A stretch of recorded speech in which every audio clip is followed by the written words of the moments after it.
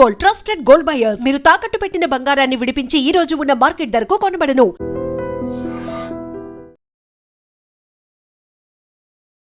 నమస్తే, welcome to I dream. బండి Sai Bhagirath POCSO కేసులో నిందితుడైనటువంటి ఇతన్ని పోలీసులు అరెస్ట్ చేశారు. మ్యాజిస్ట్రేట్ ముందు హాజరుపరిచారు. చల్లపల్లి జైలుకు 14 రోజులు రిమాండ్కి కూడా తరలించారు. చాలా సీరియస్ చట్టాలు ఉన్నాయి.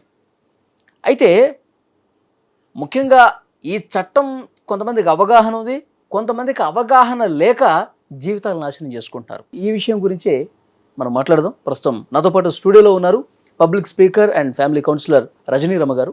మేడంతో మాట్లాడదాం. మేడం నమస్తే. నమస్తే మేడం, తెలుగు రాష్ట్రాల్లో ఇప్పుడు సంచలనమైనటువంటి కేసు ఏదైనా ఉందంటే బండి సాయి భగీరథ్. సో పోక్సో చట్టం ఎంత బలంగా పనిచేస్తుంది, ఎంత సీరియస్ సెక్షన్స్ ఉంటాయి. ఒకవేళ దోషిగా తేలితే సంవత్సరాలు జైల్లో మగ్గాల్సినటువంటి పరిస్థితి ఉంది. కానీ ఇప్పుడు ఉన్నటువంటి యువకులు పార్టీల పేరుతో లేకపోతే ఫ్రెండ్షిప్ దాంట్లో పడిపోయి వాళ్ళు ఎంతకైనా తెగిస్తూ ఉన్నారు. దీంట్లో మనం చిక్కుకుంటే మన జీవితం లేదు అన్నది అవగాహన లేదు చాలామంది. ఉన్నతమైనటువంటి సంపన్న కుటుంబాల్లో కూడా వాళ్ళ పిల్లలకి వాళ్ళ ఇష్టారీతన డబ్బు ఉంటుంది, అధికారం ఉంటుందని చెప్పి మనం ఏది చేసినా చెల్లుతుందన్న ఉద్దేశంతో చేస్తూ ఉంటారు. ఇప్పుడు ఇరుక్కుని బయటకు రాలేనటువంటి పరిస్థితి. సో ముఖ్యంగా యూత్కి మీరేం చెప్తారు మేడం? ప్రత్యేకంగా చెప్పాలి అని అంటే స్థాయిని బట్టి మనం బ్రతకడం అనేది చాలా అవసరం. ఇప్పుడు మీరు అన్నారు సంపన్న కుటుంబాలు, దిగువ తరగతి వాళ్ళు, మిడిల్ క్లాస్ వాళ్ళు ఉన్నప్పుడు వాళ్ళ స్థాయిని బట్టి మనం వాళ్ళు ఎవరమైనా మీరైనా మేమైనా ఆ స్థాయిని బట్టి బ్రతకడం అనేది చాలా అవసరం. ఇప్పుడు వాళ్ళకి డబ్బు ఉంది, ఆ డబ్బు గర్వంతో ఏం చేసినా మాకు నడిచిపోతుంది అని అనుకుంటారు పిల్లలు. పెద్దవాళ్ళని నేను అనటం లేదు, పిల్లలు అనుకుంటారు. అది ఇప్పుడు సమానత్వాలు అని చెప్పి కొన్ని నడుస్తున్నాయి కదా. సమానత్వాలు ఎక్కడంటే ఒక ఆటల్లో, పాటల్లో, చదువుల్లో, చట్టాల్లో, హక్కుల్లో సమానత్వాలు ఉంటాయి. కానీ మన జీవన శైలి, మన ఆర్థిక పరిస్థితి అనేది సమానంగా ఎక్కడ ఉంది? లేదు. మన ఆర్థిక పరిస్థితిని బట్టి మనం బ్రతకాలి అనేది లేకుండా పెద్దోడు పబ్బుకి వెళ్తే కిందోడు పబ్బుకి వెళ్ళాలని చూస్తున్నాడు. అది అప్పు చేసో, తల్లిని కొట్టి తల్లి నగలు తెంచుకెళ్ళి అమ్మి ఆ డబ్బుతోనో, లేకపోతే ఫ్రెండ్స్ దగ్గర అప్పు చేసో ఏదో ఒక విధంగా తను పబ్బుకి వెళ్ళాలని చూస్తాను. అమ్మాయినా అబ్బాయినా ఆ పిల్లలు అలా ఉన్నారు. అంటే తన స్థాయిని తెలుసుకోకపోబట్టే కదా ఇదంతా జరుగుతుంది.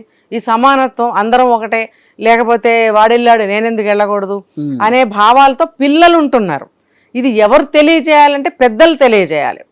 ఏది నేరం చేసినా, ఏ తప్పు చేసినా అది చట్టాలందరికీ సమానంగానే పనిచేస్తాయి. అప్పుడు మేమేమి రక్షించలేము అనేది అవగాహన పిల్లలకి తెలియచేయాలి.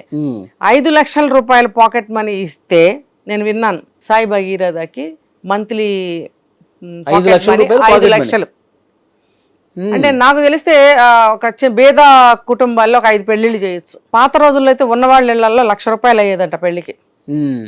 మరి ఇప్పుడైతే బీద కుటుంబాల్లో ఒక 5 పెళ్లిళ్ళు చేయొచ్చు. అంటే నీకు అంత పాకెట్ మనీ నీకు దొరుకుతున్నప్పుడు నీకు కష్టం, సుఖం, మంచి, చెడ్డ, నష్టం ఇవేమి నీకు తెలియవు అసలు.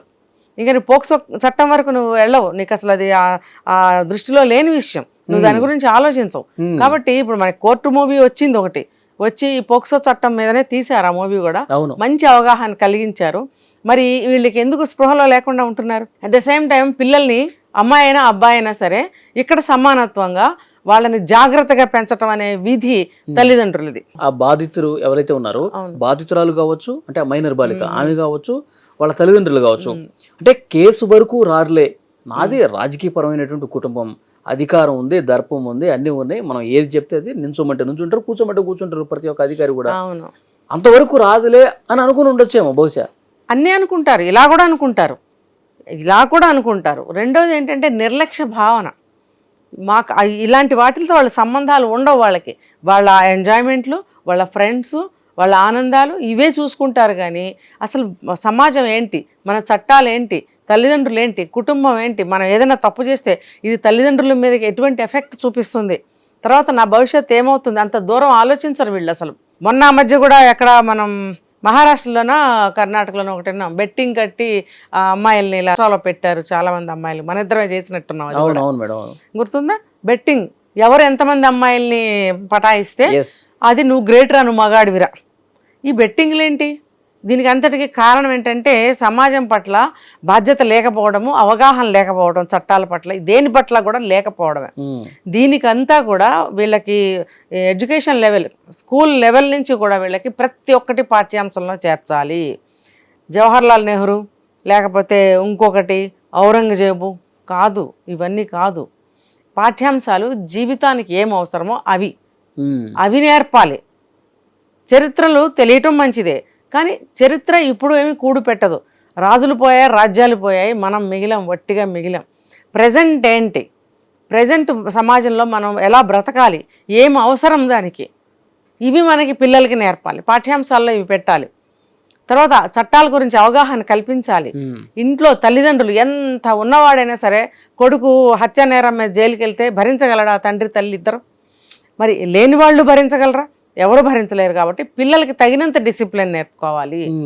పెద్దవాళ్ళ జోలికి మనం వెళ్ళకూడదు, ఒక అమ్మాయిల జోలికి వెళ్ళకూడదు, ఒక మైనర్ అమ్మాయి జోలికి వెళ్ళకూడదు, ఒక మైనర్ అబ్బాయి జోలికి వెళ్ళకూడదు. ఇది ఆంటీలకి అంకుల్కి కూడా ఒక చేతావని. ఇప్పుడు ఏంటి, aunty sugar, aunty sugar daddy, sugar mummy ఏంటి? మరి చిన్న పిల్లలతోటి వెళ్ళడం వల్ల, చిన్నపిల్లలు అంటే మేజర్ ఆర్ మైనర్ ఏదైనా కావచ్చు, ఇక్కడ పర్టికులర్గా మైనర్ పిల్లలతో కూడా ఈ ఏదో పనులు చేస్తున్నారు. కాబట్టి వాళ్ళకి కూడా ఇది ఒక హెచ్చరిక. వాళ్ళ మీద కూడా పోక్సో చట్టం పెట్టచ్చు. అర్థమైందా? కాబట్టి ఇలాంటి ఈ వయసు పిల్లలకే కాదు, ఇది పెద్దవాళ్ళకు కూడా ఇది ఒక హెచ్చరిక. ఎవరు కూడా పట్టించుకోవట్లేదు. ఇప్పుడు పెద్దవాళ్ళు ఇద్దరు ఆఫీసులకు వెళ్ళిపోతున్నారు, ఇద్దరు పనులు చేసుకునే వాళ్ళే. తర్వాత ఇలాంటి పెద్ద కుటుంబాల్లో అయితే వాళ్ళు తీరిక లేకుండా మీటింగ్లు పెట్టేసుకొని ఇంట్లో ఏం జరుగుతుందో చెప్పలేరు. ఇంట్లో గార్డెన్స్ పెట్టుకోవడం, లేకపోతే వేరే వాళ్ళకి అప్పు చెప్పడం, ఇది చూస్తుంటారు. కానీ నెలకు ఒక్కసారి కలిసి ఒక గంట మాట్లాడుకునే అవకాశం కూడా చాలా ఫ్యామిలీస్లో లేదు. పెద్ద ఫ్యామిలీస్లో చూడండి, ఒక జనరేషన్ వెనక్కి వెళ్ళండి, వెళ్తే రాజకీయ నాయకులు పిల్లలు ఇప్పుడు రాజకీయాల్లో వస్తున్నారు. మరి వాళ్ళు మంచిగా పెంచడం వల్లే కదా వాళ్ళు తర్వాత వాళ్ళ పరంపరని తీసుకుని వాళ్ళ రాజకీయాలు, అంటే అది వెళ్ళాలా అలా అంటే నేను అది చెప్పను. వాళ్ళు డిసిప్లిన్గా పెంచడం వల్ల వాళ్ళు కూడా బాగా చదువుకున్నారు, చట్టాన్ని, సమాజాన్ని, మన రాజకీయ పరిస్థితుల్ని అర్థం చేసుకుని తండ్రి తర్వాత వాళ్ళు కూడా రాజకీయాల్లోకి వచ్చి వాళ్ళ వంతు సేవలను అందించాలనే ప్రయత్నం చేస్తున్నారు. వాళ్ళు ఇలాంటి పనులు చేశారా గతంలో? ఎంతమంది చేస్తుంటారు నాకైతే తెలియదు. అందరూ బాగానే చదువుకున్నారు, అందరూ బాధ్యతగా ఇప్పుడు పాలనలోకి వస్తున్నారు. చూసుకుంటే ఏ రాష్ట్రంలోనైనా ఇలా ఉంది. మరి ఇప్పుడు రాజకీయ నాయకుల పిల్లలు ఎందుకు ఇలా తయారవుతున్నారంటే ఆ బాధ్యతని, ఆ శ్రద్ధని పిల్లల మీద పెట్టడం లేదు. ఆ రోజుల్లో తల్లులు కనీసం పిల్లల మీద శ్రద్ధ పెట్టేవారు. ఇప్పుడు రాజకీయ నాయకుల భార్యలు కూడా, అందరం నేను చెప్పను, కొన్ని వింటున్నాం, వాళ్ళు కూడా బిజినెస్లు పెట్టుకోవడము, ఫామ్ హౌస్లు నడుపుకోవడము, అంటే వాళ్ళు ఏవో ఉంటాయి కదా తోటలు, అవన్నీ చూసుకోవడం, వాళ్ళు బిజినెస్లు చేయడం వల్ల పిల్లల్ని పట్టించుకోలేకపోతున్నారు తల్లులు కూడా. దానివల్ల పిల్లల మీద చాలా ఎఫెక్ట్ పడుతుంది. చెప్పను నేను, అంతే. పిల్లలు బాగుపడాలి అనుకునే ఒక ఇంటెన్షన్ ఉంటే మీకు పిల్లల మీద కనీసం తల్లి శ్రద్ధ పెట్టాలి, తల్లి నేర్పాలి ప్రతి ఒక్కటి కూడా. నవేడేస్ తల్లులు అందరూ ఎడ్యుకేటెడ్సే ఉంటున్నారు. కాబట్టి ప్రతి దాని గురించి వాళ్ళు అవేర్నెస్ కలిగించటము, బోధించటము అనే పాత్ర వాళ్ళు ఖచ్చితంగా తీసుకోవాలి. వాళ్ళ తప్పిదం, నిర్లక్ష్యం కారణంగానే వీళ్ళు ఖచ్చితంగా చేస్తా ఉన్నారు. ఇప్పుడు మనం కోట్లు సంపాదించామని చెప్పి పిల్లలకి పాకెట్ మనీలు అంతంత ఇస్తే, ఉన్నవాడైనా లేనివాడైనా పిల్లల చేతికి డబ్బులు ఇస్తే ఆ విధంగానే పాడు చేస్తారనేది ప్రూవేనే కదా. నేరం చేయడానికి వాళ్ళే కారకులు. డబ్బు పిల్లలు అనేవాళ్ళు ఎటువంటి పిల్లలైనా డబ్బు పాడే చేస్తారు. సేవింగ్స్ చేసి డిపాజిట్లు చేస్తారా? లేకపోతే ఇళ్ళు వాకిళ్ళు కొంటారా? లేదు. వాళ్ళు ఎంత బాగా ఎంజాయ్ చేయాలి అంతే. దుబారా ఖర్చులు కూడా ఏం చేస్తున్నారు, ఎక్కడికి పోతున్నారు, ఏం పార్టీలు చేసుకున్నారు, ఏ ఫామ్ హౌస్ పోతున్నారు, ఆ ఫామ్ హౌస్ లో ఎవరెవరు వస్తున్నారు, ఇంకా పెద్ద కారు ఒకటి కొని బెంజా, ఇంకా ముందు టెస్లాలు, ఇవన్నీ వస్తే మనం ఒక 4-5 ఏళ్ల క్రితం ఒక మినిస్టర్ గారు అబ్బాయి డ్రైవింగ్ చేసుకుంటూ వెళ్ళి బెంజ్ అనుకుంటా పిల్లర్కి గుద్దేస్తే స్పాట్ డెడ్. ఎందుకు ఇస్తున్నారు కార్లు? మీకు డ్రైవర్లు ఉంటారు, డ్రైవర్ని ఇచ్చి పంపించండి అవసరమైతే. పిల్లగాడు ఒక్కడే అంత బెంజ్ చేసుకుని టెస్లా వేసుకుని ఎక్కడికి వెళ్తున్నారా బాబు అని అడగరా మీరు?